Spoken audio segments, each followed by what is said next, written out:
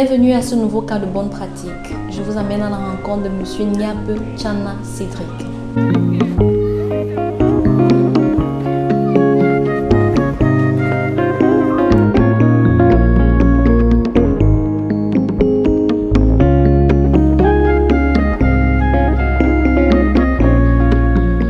Cédric, peux-tu nous dire quand et comment a commencé ton handicap? Bon, mon handicap en fait a commencé dès le bas âge. Parce que dès l'âge de 2 ans et demi, ayant constaté en fait que je souffrais de passé, une passé en fait que tu m'as dit, Seigneur, donc quand à l'âge de 2 ans, alors on constate vraiment que tu es homme de passe. C'est le processus en fait, c'est que plus tu grandis, plus tu deviens faible. Quand on a ce que donc marche jusqu'à l'âge de 13 ans. À l'âge de 13 ans, alors, souvent, maintenant, lorsque je me lève, je me rends compte que je me sens plus force. Parce qu'il est vrai qu'à 11 ans, quand même, le médecin avait dit que c'est possible qu'à 20 ans, tu arrêtes de marcher. C'est ça que je prenais les caméras, mais malheureusement, c'est à l'âge de 13 ans que j'ai arrêté vraiment de marcher. En ce moment, je faisais 4e dans les années 2000. C'est où j'ai d'abord eu à faire 2 ans sans pouvoir aller à l'école parce que je voyais que je ne pouvais pas aller à l'école dans cet état. Bon, vous savez que dans les traditions africaines, en fait, lorsqu'un enfant est victime d'un handicap ou d'un certain handicap de maladie, on renvoie plus à la sorcellerie. Quand à ce cas, pendant 2 ans, j'ai parcouru presque tout le Cameroun à la recherche de la guérison et pendant ce temps, je ne pouvais pas fréquenter. De sorte que pour moi, je savais totalement, même que l'islam m'a dit totalement est perdu. Bon, il est vrai que c'est par la foi chrétienne que je retrouve totalement toutes les forces de retourner en fait à l'école. À 15 ans, je retourne à l'école. Je finis par avoir notamment mon BPC, mon formatoire ainsi que mon bac. Bon, on voyait un peu comment commencer mon handicap et comment j'ai commencé un peu à aller de jeu. Quelles sont les difficultés auxquelles tu as eu à faire face? En fait, durant les 4 ans que j'ai été au lycée, en fait, du BPC jusqu'en classe terminale, la première difficulté qui était la plus difficile, c'est que je n'avais pas de fauteuil roulant. Ça fait là qu'il fallait vaincre totalement la honte. Et vaincre la honte parce qu'on l'amenait en fait chaque matin avec la moto en fait au lycée.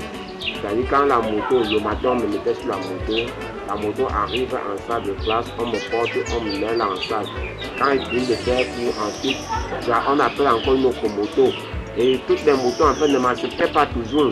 Je me rappelle surtout en cas de première par exemple où j'ai eu à faire 5 fois l'accident parce que c'est pas sur la moto, par toutes les motos qui étaient habituées totalement à me porter.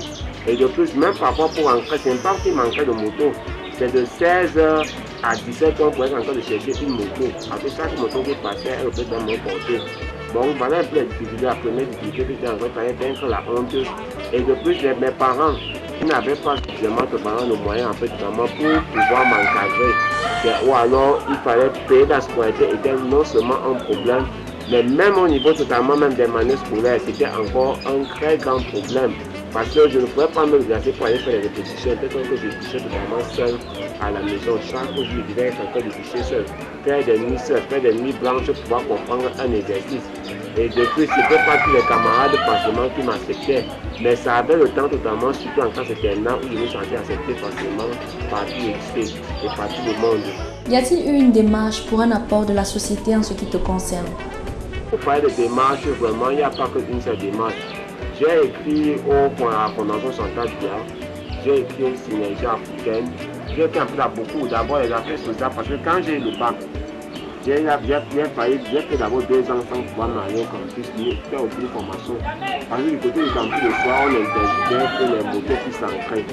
Et de plus, l'affaire sociale m'avait promis que quand j'aurai le bac, je pourrais avoir notamment un fauteuil roulant. De sorte que pendant toutes ces périodes, en attendant le fauteuil roulant, je n'ai pas eu.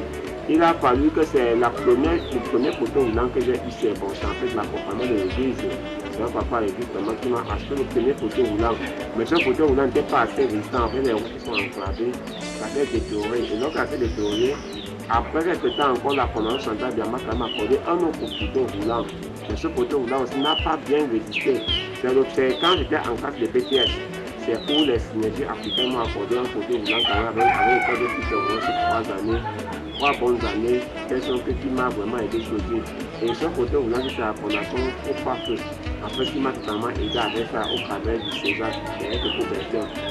Bon, voilà un peu ce qui s'est passé notamment pour savoir un fauteuil roulant pour pouvoir me déplacer. Peux-tu nous parler de tes activités? Je suis non seulement webmaster, c'est-à-dire je conçois les sites web. Quand il y a un marché, quelqu'un a besoin d'un site web, je peux également lui concevoir son site. De plus, je suis encore répétiteur. Il y a des enfants que je dois répéter de la 6e en terminale. De telle sorte, quand j'étais en train de marcher, les sites web ne passent pas. Ça somme depuis me lancer la réflexion, comment ce moment sont à payer des examens. Je me suis relancé vraiment dans les répétitions encore, en attendant qu'un ou deux marchés puissent totalement se présenter. Il est vrai que je suis titulaire d'une licence professionnelle en informatique de sciences.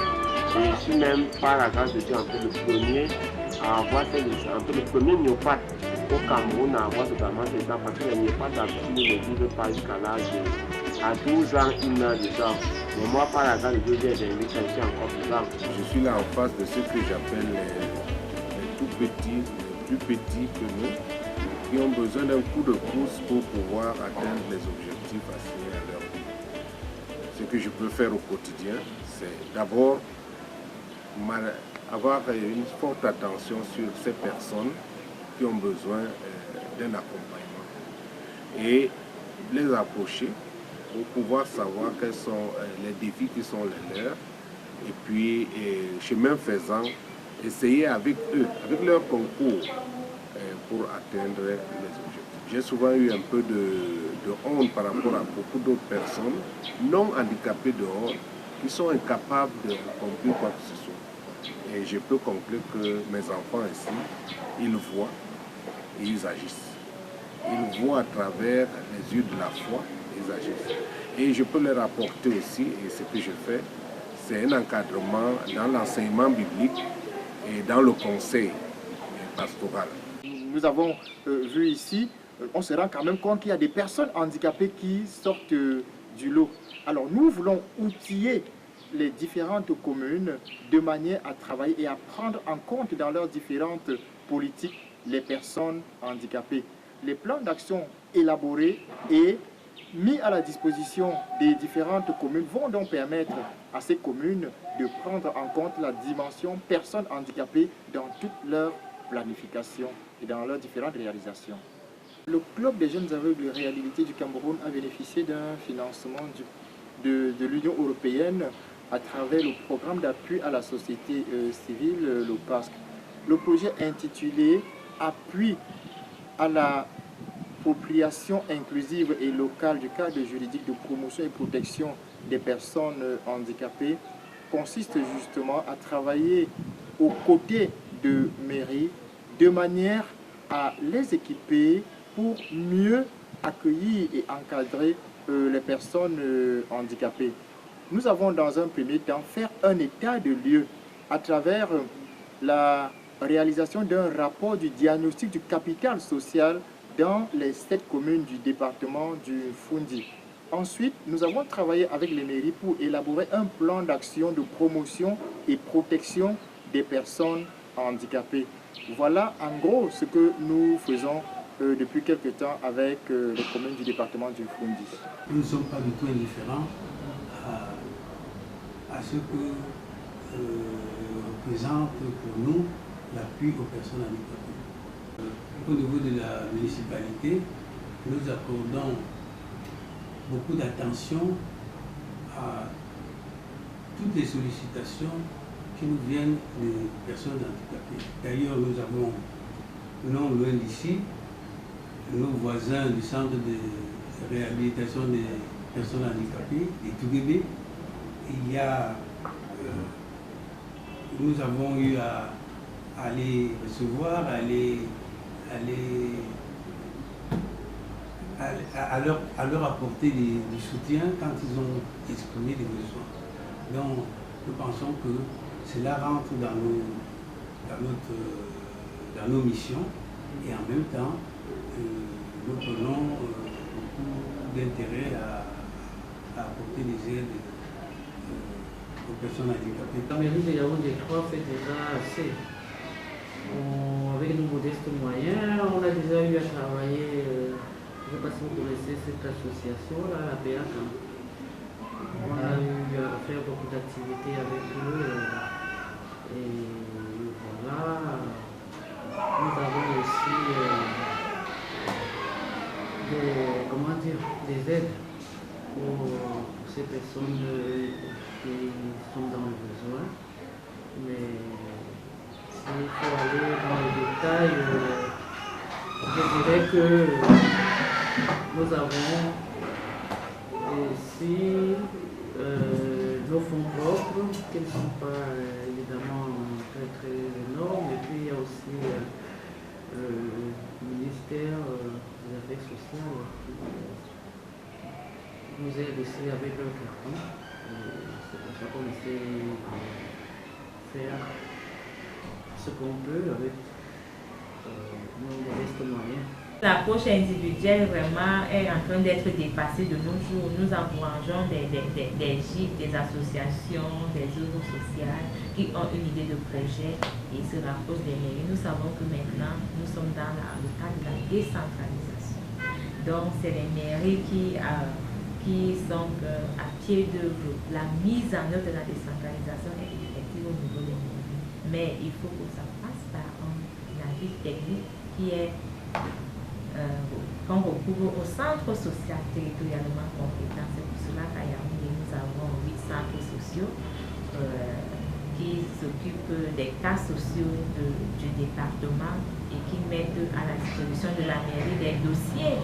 Parce qu'une association, par exemple, devrait recourir au centre social si peut-être il y a une association à Yaoundé 6, comme nous sommes dans l'avancement de Yaoundé 6.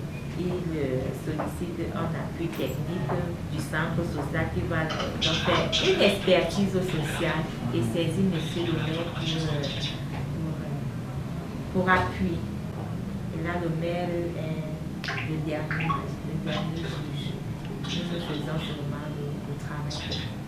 Pour ceux qui ont des enfants handicapés dans les maisons, qui puissent venir auprès du CEJAC ou bien d'autres structures d'encadrement des personnes handicapées pour qu'on trouve la solution, puisqu'il n'y a pas des choses qu'on peut avoir ici-bas sans trouver des solutions.